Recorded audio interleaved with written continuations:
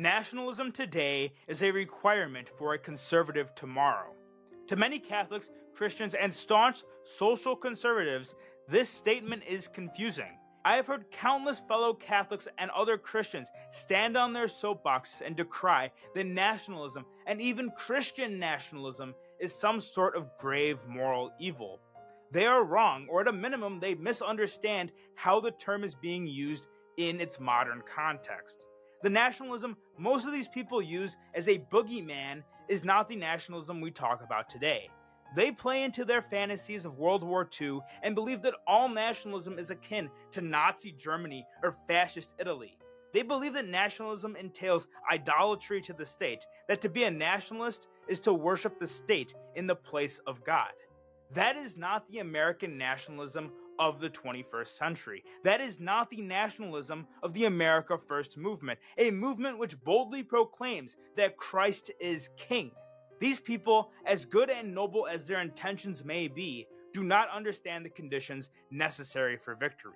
We need a strong nation in order to build a moral nation and pass moral laws. Let me go deeper and explain what I mean. The big fight going on today amongst the right is over abortion and the 2024 election. Trump just made a statement basically saying he believes the fight over abortion belongs to the states. And as a matter of fact, legally, right now it does. His statement also paid lip service to IVF, which I wholeheartedly disagree with, and hope that with time, Republicans as a whole will reject the false premise that IVF is somehow pro-life. It is one of the most satanic abominations of science that exists to date. But I digress. That is not the point of this video. The point is, Trump made a political calculation that has pissed off many Christian conservative voters. Trump knows he needs to focus his campaign on national populist policies to win. That is how he won in 2016, and that is how he plans to win in 2024. He knows abortion legislation, at least good abortion legislation, will not pass out of Congress during the next term of president. He also knows that Congress is still far too divided on the issue to pass anything good on the topic. He might even understand that in reality, a constitutional amendment is the only way to effect the change that pro-life voters want to see. To think that this will happen any time before 2030 at a minimum is a complete fantasy. So Trump is doing his best to take the focus off of abortion during the 2024 election so that he can win and deliver results. If the focus is on abortion, if it's on social conservatism, we are going to lose. You will see the Women's March attending feminists turn out in massive numbers to vote against Trump. This move is designed to take the wind out of their sails, but that doesn't mean his policies won't be as pro-life as possible. He will continue to appoint pro-life judges and pro-life cabinet officials. It just means he will not campaign heavily on abortion. He must campaign on the border, on the oncoming world war, Bidenflation, and the economic strain killing the American family if he wants to win. And we need to win and enact nationalist policies so the conservatives can win in the future. To do that, this infighting between national conservatives and social conservatives must end. Nationalism is a necessity for social conservatism to gain a foothold in our modern culture. Conservatism seeks to conserve the status quo and prevent further slipping down the slippery slope. But to climb back up that slippery slope requires something more. It requires nationalism. If we want a socially conservative culture of life, we must be willing to look at the broader picture in order to get there. One time, I was on a date with a girl who worked in the pro-life movement. We were talking about how America must return to a culture of life, but she was confused as to why I thought economic policy had anything to do with a culture of life. So I did my best to explain to her why nationalism is necessary to build a culture of life. We want to build a culture of life, right? So what does that mean? We want to build a culture that promotes child rearing, that promotes strong families, that values motherhood, and that completely reviles the idea of murdering children in the womb. That is the only culture that will vote for a total abortion abolition. So, how do we get there? Well, to get strong families, ideally you need a society where a family can survive off of a single income. A society where a woman has the ability to stay home and raise children without worrying about the financial ruin of foregoing a second salary. A society where a large family is financially feasible. This is something that has become nearly impossible for the average American family today. Why is that? Well, for one, we got rid of the majority of good paying jobs that young men could get coming out of high school. Jobs that the average man could do in order to provide for a family. We sent our manufacturing bases overseas. We allowed car companies to move their plants from Detroit to Mexico, while other industries moved their manufacturing to China for cheaper labor. How do we get those jobs back? We need a protectionist economic policy like Trump began to implement during his first 4 years in office. We need to tariff goods manufactured in other countries in order to incentivize those companies to reopen plants here in America, creating American jobs.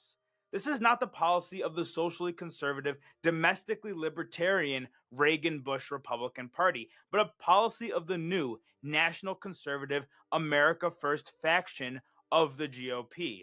We also have a problem with wages being too low to support a family on a single income. How do we fix that? Well, for one, we need to stop this insane inflation.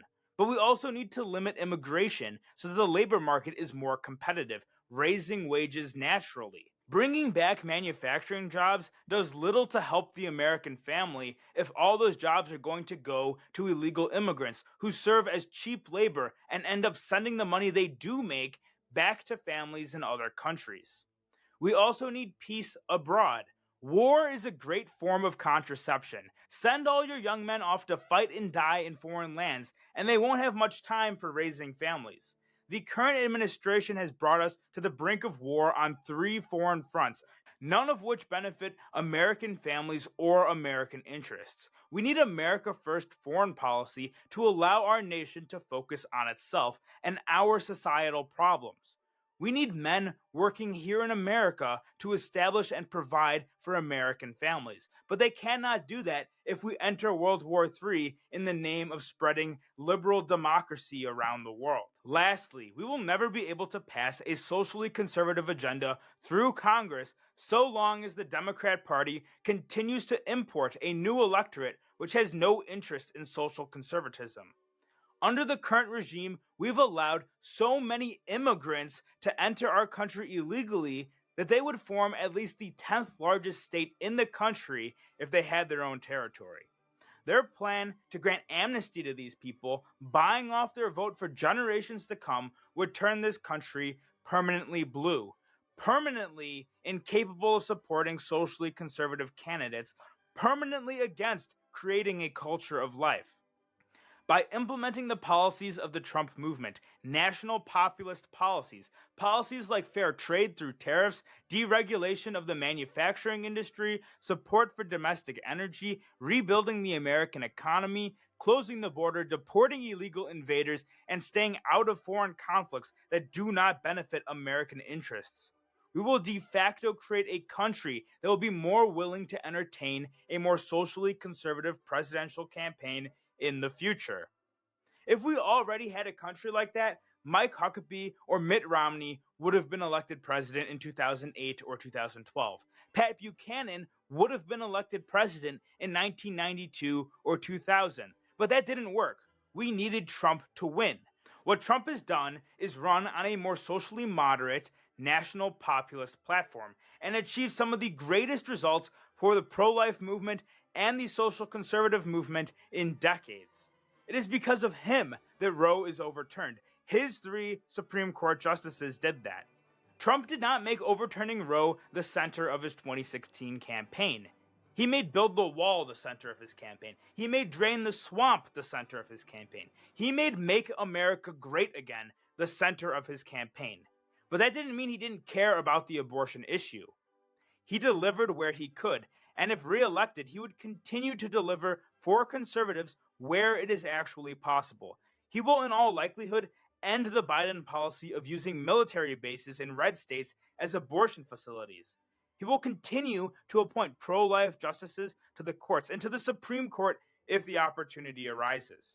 We need to take a long game perspective view towards politics. Building a stronger nation today, a nation with a people who have pride in who they are and want to pass down that legacy to their children, is the best way to ensure a more conservative future. If people are more interested in having families because they can now afford families, that is a step in the right direction. Future presidents will continue to move the ball down the court. Senator J.D. Vance, someone who is currently viewed as a potential 2028 frontrunner, has supported the idea of passing legislation to make birth free. How likely do you think a policy like make birth free or something similar to it is likely in the current state that we're in? Yeah, so I shared this article, actually, and I've been explicitly on record as supporting this policy. And which I thought was wild. Yeah. It was like 3 weeks into you being in the Senate. Yeah. No, that definitely turned some heads. I got a lot of questions about that. But one thing I'll say about this is institutional politics and institutional power really matters. And the fact that a lot of the pro-life movement has gotten on board in principle with this, not necessarily how to do it, but has gotten on board in principle with this, is a pretty big deal. I think it makes it much more likely that it will happen. This is another national conservative policy, one which the libertarian, free market Republicans cannot stand, but one that will bring us closer towards a culture of life. Remove the financial burdens towards motherhood, and more women are going to choose life. More women are going to choose motherhood. Ultimately, we want a culture that embraces life, so much so that we outlaw the practice of child sacrifice completely. We must continue to work towards that goal every day, but we must do so with a reasonable time frame in mind, so we do not undo all the progress we have made so far. Roe has been overturned. Now we need to learn how to fight in the states before we can return the fight to the halls of Congress and the White House. The same goes for many other socially conservative policies. Politics works on a pendulum. When you get a big victory, you must expect blowback from the other side. The question is whether you adapt or you allow the enemy to roll all over you. If you refuse to vote, if you refuse to participate in this imperfect system, you are letting the victory go to waste. You are letting the enemy win. If the Democrats win in 2024, they will codify Roe, and the pro-life movement will be back to square one, with abortion legalized nationwide. Even worse, they will pack the court and import a voting bloc that will prevent pro-life policies from ever becoming law again. It took the pro-life movement 50 years to go from Roe to Dobbs. Now we expect abolition to happen overnight? That's just not how our political system works.